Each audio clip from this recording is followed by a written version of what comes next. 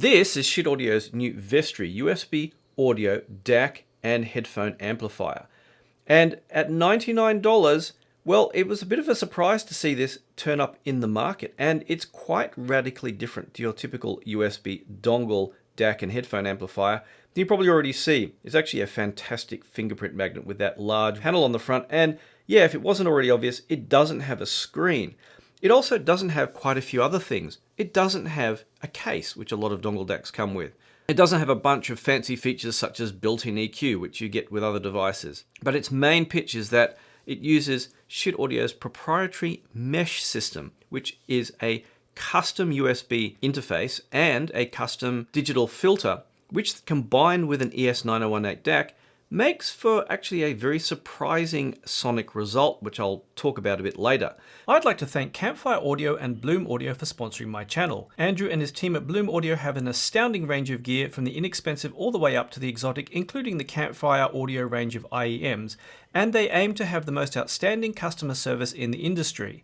Now, if you're not familiar with where this comes from, essentially, if you look behind me, you'll see that I have Schiit Audio's Asgard, and below, the Jotunheim, under the Jotunheim actually, is a Mimir DAC, and all of these devices have the mesh system built in. In the case of the Asgard and Jotunheim, a mesh DAC card, and the Mimir itself is a full mesh DAC.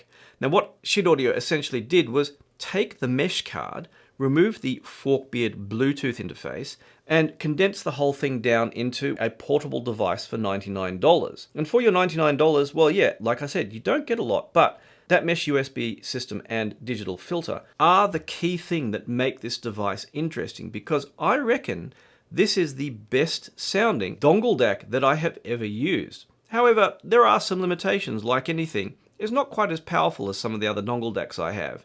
It doesn't have some of the fancy features. Like I said, it only has one input, and it doesn't do any fancy music types such as DSD. It does high res up to 192K, which is all you need for something like Spotify, Apple Music, Tidal, Qobuz, what have you, because that's all they go up to anyway. That also apparently saves some battery life, not having higher res input for external options. And well, yeah, the overall result, well, let's talk about that. For a start, the interface. It only has 3 buttons. If you touch to the left, the volume goes down. You touch to the right, it goes up. But there are only about half a dozen or a bit more LEDs in there to indicate the volume level. So you only get a visible volume level increase every 8 steps.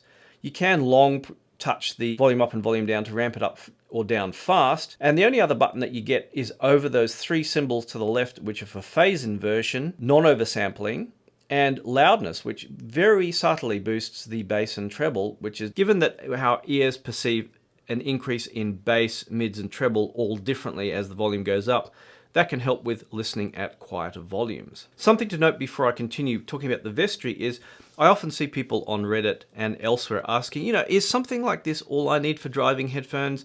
I just drive my headphones out of my computer. Do I need an amp? Do I need all that kind of thing? I answered those questions in another video, the 2 things you need to know for the headphone and audiophile hobbies. Really, you only need to understand 2 main factors, which I explain in a separate video. I also explain, if you are one of those people exploring online, I explore the 5 things people don't want you to know about the audio hobby. I encourage you to watch those 2 videos to understand the essentials about what you need to know and what you need to avoid. But yeah, I'm going to explain also how much the Vestri can do for you as a DAC amp and whether it really is all you need. As I said, there's one feature it doesn't have, which you often see in dongle DAC amps. Now, when I've tested, say, other DAC amps from other manufacturers, because they're portable devices, they are set up to shut off the amplification stage when there is no music playing, and this saves on battery, just like they shut off the screen to stop it burning out, or again, using battery as the case may be. That means I've had to use a special track of digital silence to check if they make any noise while playing back music through sensitive IEMs. However, the Vestri does not shut off. Its battery saving is to limit the input sample rate to up to 24192, and that means that if I plug the Vestri into my phone and leave it on, even not playing music, that it will eventually drain the battery down. So you do have to consider unplugging it if you are using it with a portable device when you're not listening to music. But the battery drain wasn't too horrendous. It kind of drained about 10% out of my 15 Pro Max every hour or something along those lines. but it is something that I would just not leave it plugged into my phone indefinitely. It does get a little bit warm plugged into a computer or phone. I haven't tried it with any lightning-based devices. It only comes with a USB-C to C cable, and a short one at that. It doesn't have any specific means to attach to a phone. I would just attach some kind of magnetic thing, or maybe just some of that clear double-sided stuff, or some kind of Velcro or similar, and set that up with your phone instead.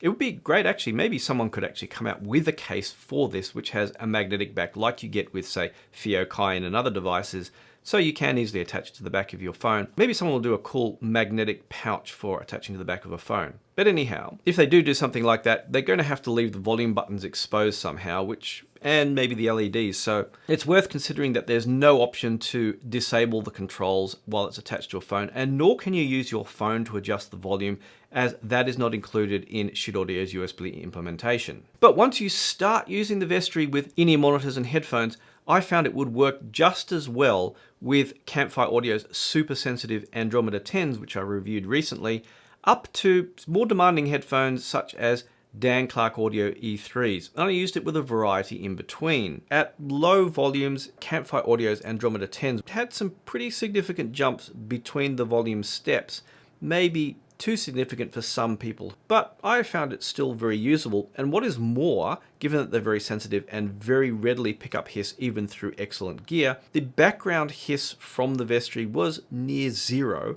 certainly nowhere near the kind of even background noise from the quiet Noctua fans in the drive case I have sitting under my desk behind a cloth. Not surprisingly, dongle DACs work best with more sensitive headphones and most in-ear monitors, simply because they just do not hold the capacitance to deliver a strong dynamic transience in the music. Now, to test the power output of this, which is 400 milliwatts, and for most listening at moderate levels, and I listen at moderate levels, not loud levels, the Vestri was more than satisfactory in driving headphones, including Dan Clark Audio's E3s. More so, of course, from the 4.4mm socket, which has double the output power that the 3.5mm one has. Now, to test it at an extreme level though, I put through the Hostile soundtrack Cradle to the Grave, which has very deep, low rumbling bass designed for use inside a cinema.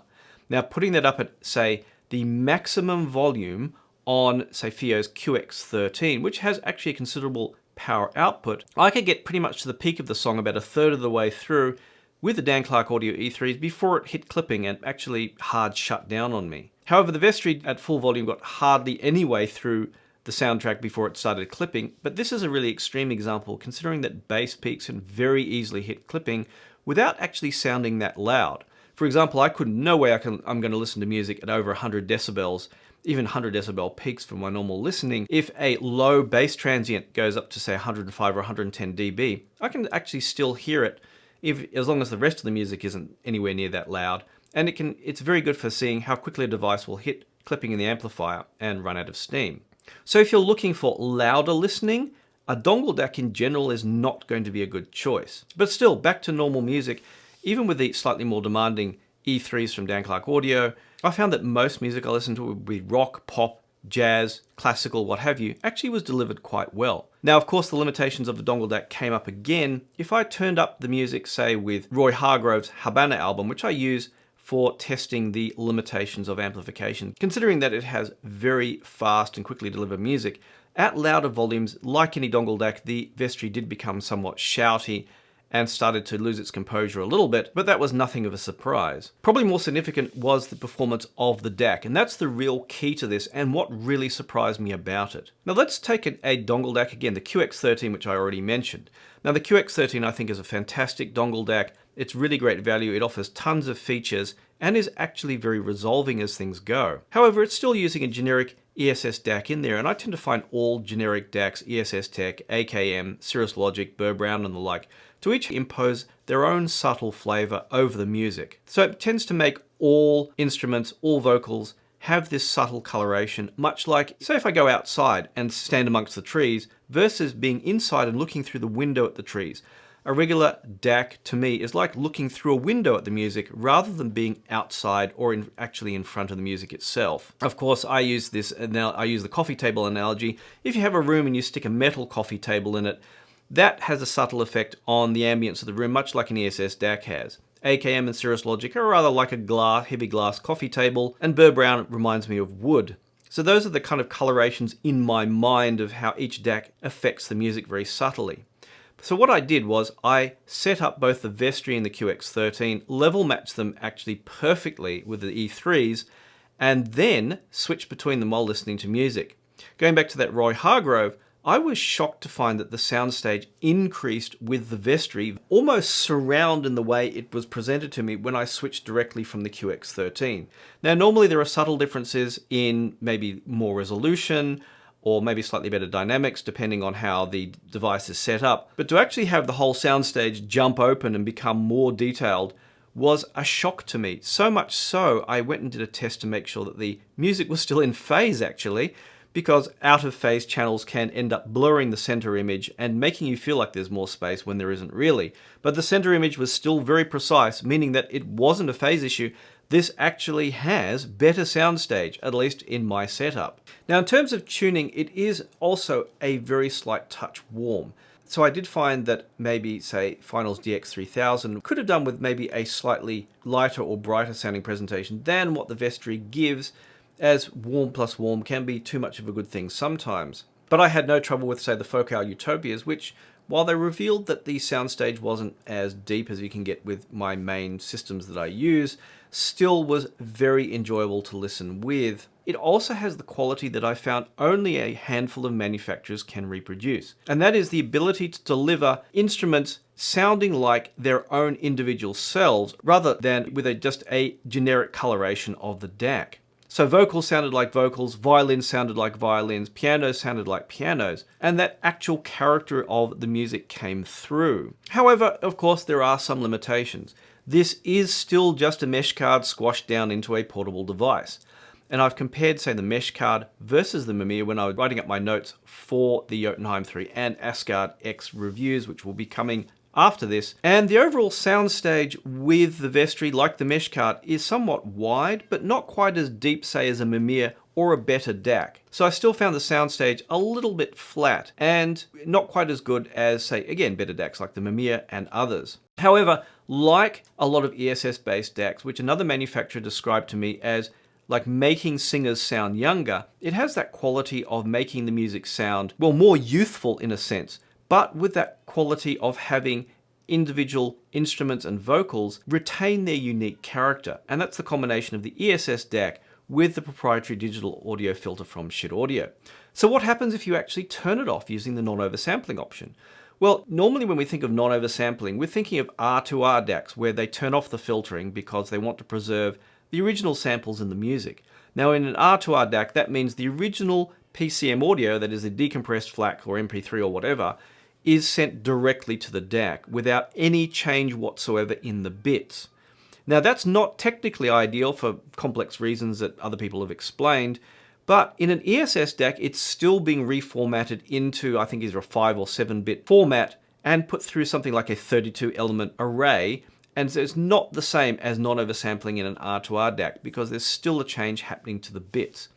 Interestingly, in the Vestri, I didn't notice any significant difference to the music in non-oversampling mode. There may be even a subtle one where you lose a subtle amount of clarity, but I don't think it's really high enough up the range that unless I was paying attention very closely that I'd really notice. I think it's the whole setup that makes the music sound fantastic through the Vestri. And notice that I didn't say make the Vestri sound fantastic. The music, because that's what we're doing. We are buying good gear to enhance our enjoyment of listening to music. So when I look back at this and think about the pros and cons, then I remember that the Vestri is only $99.